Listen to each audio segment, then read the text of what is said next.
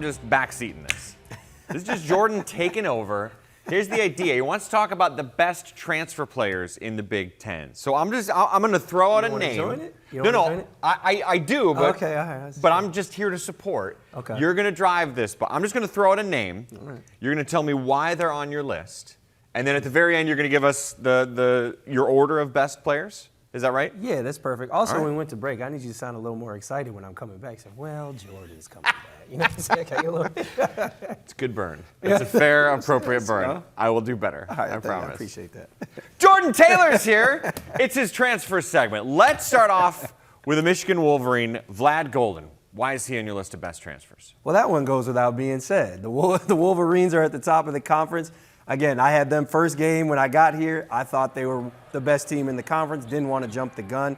We love Danny Wolf, but I think he's the most important player on this team. He runs the floor like a gazelle. He has great hands. He stepped out to three. He's first in true shooting percentage, first in free throw rate in the conference, sixth in two-point percentage. And honestly, I think that he's a sleeper for Big Ten Player of the Year. I think that's obviously wrapped up, for me with Braden Smith. But if Braden Smith was not here, I think he would be right at the top of that list. He's the leading scorer on the team. His buddy Danny Wolf, the leading rebounder, and also a transfer. I knew you weren't going to take the back seat. I knew you were going to come in. But no, Danny Wolf, of course, man. I'm not number two. We're going to rank later. But he is Tim Duncan to Vlad Golden's David Robinson. He's fourth in block percentage, 16th in the conference in three-point percentage at 7 foot. And his ability to complement Vlad Golden, push pace, pull bigs away from the basket. He constantly makes big shots, big plays. He had that big and one when Michigan was down 4 last night that really, pushed the run forward to get them that victory. So Danny Wolf is in there as well. A lot of good transfers over there in Michigan. Trey Donaldson, too, he's not going to be not on your list. He's going to be my honorable mention. That hurts my heart because he's so good. Well, let's get to some guards. Tell me about John Tonje at Wisconsin. How do you summarize his season? Yeah, John Tonje at Wisconsin has come in like a flamethrower. He's come in with his hair on fire, doing his thing, shooting threes, knocking down shots. A.J. Storr was great, but John Tonje is even better. Hard to imagine that the Badgers found someone even better in the transfer portal. 10th in the conference in three-point percentage, 6th in the conference in scoring. Wisconsin has always had great teams when they've had really high-level wings. You think about Sam Decker, you think about Alondo Tucker, even a guy like Ray Nixon. I bet you know Ray Nixon. Is that in your bag? Sure. I wasn't sure. I know you've been around forever, but I didn't know. I know. But John Tonje. Another solid burn by you. I'm on fire today. No, John Tonje's been outstanding, leading that offensive, the new look offense of Wisconsin.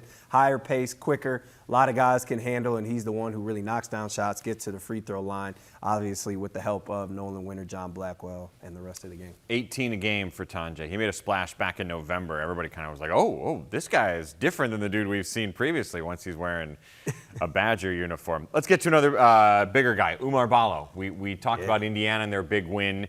What do you see from him this year? Well, I think he's been the most consistent force for Indiana in Big Ten play and, quite frankly, throughout the season. Obviously, fifth-year senior coming over from Arizona, huge in that win last night. But he's done a lot of different things well. When they've needed him to kind of catch the ball in the short roll, and you see the jump hook right there, and find guys as well. Also, he can get down on the block. He's a shot blocker defensively. I think the problem is they just haven't had consistency from the guys around him. But he has been absolutely tremendous in Bloomington, a guy you wish that they had another 6-year for.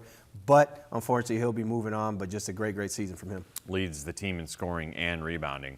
Your next guy is, I think, my favorite. Not the best, but my favorite on your list, Maryland's Jacoby Gillespie. He has, time after time this season, taken and made an important shot in the closing minute of the game. It feels like once a week he's doing that for his team. Yeah, what I love about Jacoby Gillespie is he's a guy that's coming from a smaller conference, right? And typically, sometimes guys from smaller, it takes them a minute to get up to speed with the size, the different physicality of the game. He came out humming. He's been extremely consistent. He wants the ball late game. His field goal percentage is down from his season at Belmont, but his three-point percentage is up.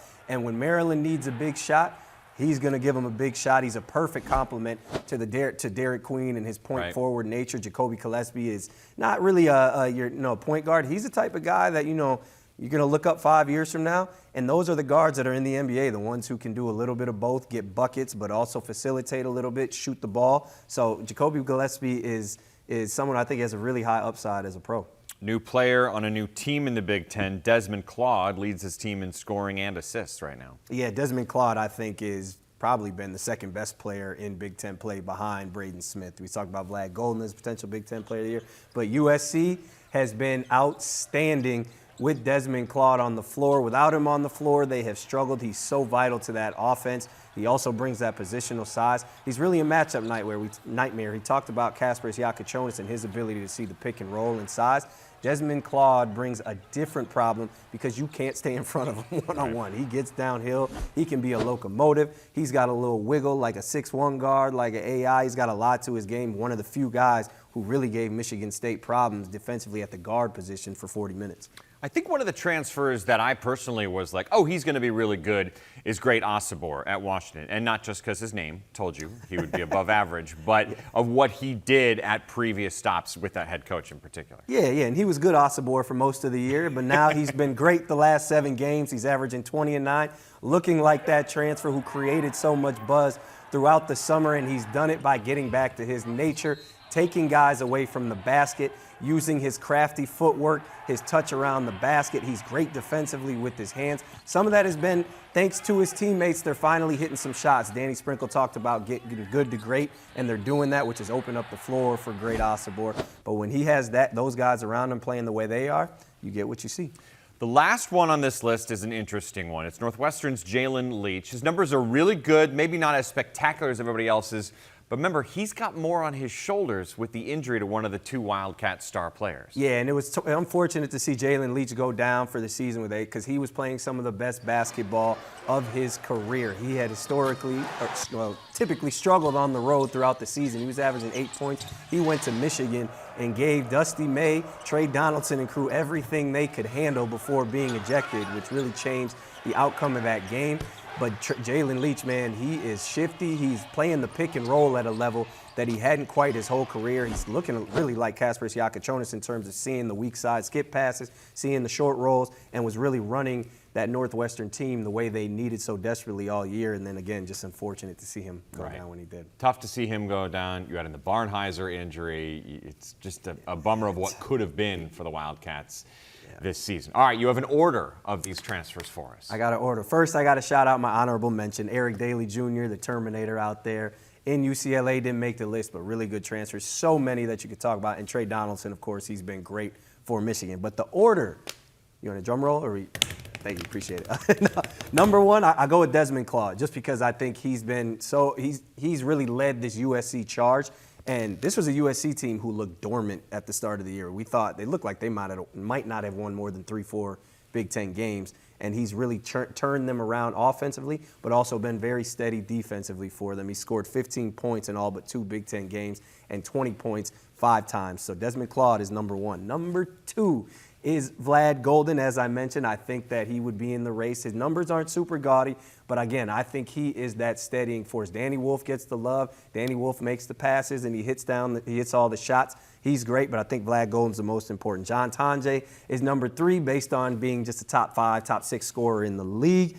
Danny Wolf is number 4, the Tim Duncan to the David Robinson. Umar Ballo at number 5. Jacoby Gillespie at 6. Great Osobor most of the time is number 7, and Jalen Leach at number 8. I like it. It's a good list. It's one of the reasons the Big Ten's been so fun this year, this wave of new talent that has come into the league, not just in adding the West Coast schools, but in the transfers. A lot of them have lived up to the hype and helped Big Ten squads have such a great first half and change of this season.